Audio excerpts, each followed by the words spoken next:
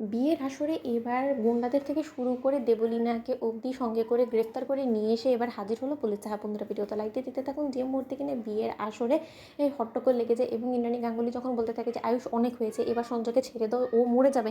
কুসুম, তুমি আমার কথা শুনতে পারছো? এটা তোমার দেবী মায়ের আদেশ। অন্যদিকে যখন কুসুম বলতে থাকে যে দেবী মা শুধুমাত্র আমাকে আদেশ করলো বিধে আমি তোকে ছেড়ে দিলাম, নয়তো বা তোদের মতন বদমাইশদেরকে কী করে উচিত শিক্ষা দিতে হয় সেটা আমার খুব ভালো করেই জানা আছে। অন্যদিকে যখন ইন্দ্রাণী গাঙ্গুলি বলতে থাকে যে আয়ুষ, তুমি আমাকে খুলে বলবে আসল ঘটনাটা ঠিক কী হয়েছে, আমাকে বলবে তুমি? অন্যদিকে আয়ুষ বলতে থাকে যে মা সবটা আজকে তোমাকে খুলে তো বলতেই হবে, নয়তো বা কুসুমের সঙ্গে যা কিছু হয়েছে সেই একই জিনিস হয়তো বা ঈশানের সঙ্গে ভবিষ্যতে গিয়ে ঘটতে পারে। কারণ তুমি যে মেয়েটাকে কিনা তোমার স্নেহের পাত্রী করে তুলেছিলে, যে মেয়েটাকে কিনা তুমি অন্ধের মতন বিশ্বাস করেছিলে, আজকে সেই মেয়েটাই রীতিমতো কুসুমের এত বড় সর্বনাশের কারণ হয়ে দাঁড়িয়েছে। আমি কার কথা বলছি তুমি নিশ্চয়ই বুঝতে পারছো, সে হলো গিয়ে নানা আদার দেন আমাদের দেবলীনা, যাকে কিন্তু তুমি গাঙ্গুলি পরিবারের বউ করে আনার জন্য উঠে পড়ে লেগেছো। অন্যদিকে যখন ইন্দ্রাণী গাঙ্গুলি বলতে থাকে যে আমার পছন্দ করা পাত্রী কোনোদিন এরকম জঘন্য কাজের সঙ্গে নিজেকে জড়িত করতে পারে না, এতটুকু অন্তত আমার বিশ্বাস আছে নিজের ডিসিশনের উপরে। অন্যদিকে যখন আয়ুষ বলতে থাকে যে মা এটাই তো তোমার সমস্যা, তুমি রীতিমতো ওর ভালোবাসায় এতটাই অন্ধ হয়ে পড়েছো যে তুমি ওর খারাপ দিকটা দেখতেই পারছো না।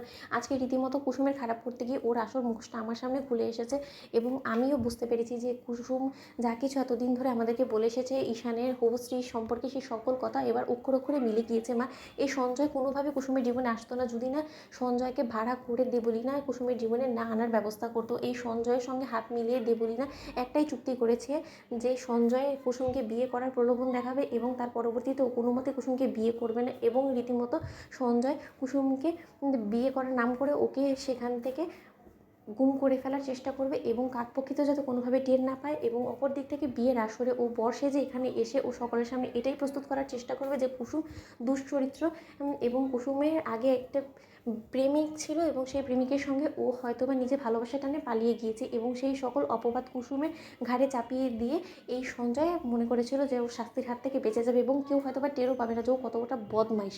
অন্যদিকে যখন ইন্দ্রাণী গাঙ্গুলি বলতে থাকে যে এতগুলো চক্রান্তের মধ্যে এগুলো তুমি কী করে জানতে পারলে বলো তো, আর এর মধ্যে যে দেবলীনা জড়িত আছে সেটারই বা প্রমাণ কী করে পেলে আয়ুষ?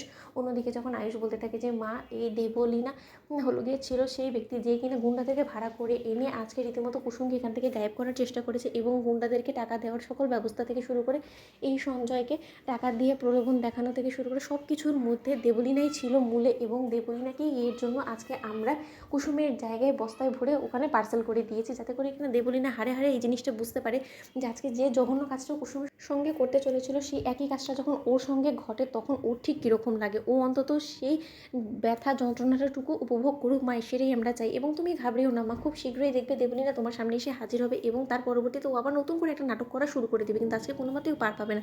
তোমরা লাইক এন্ড শেয়ার করে সাবস্ক্রাইব করো।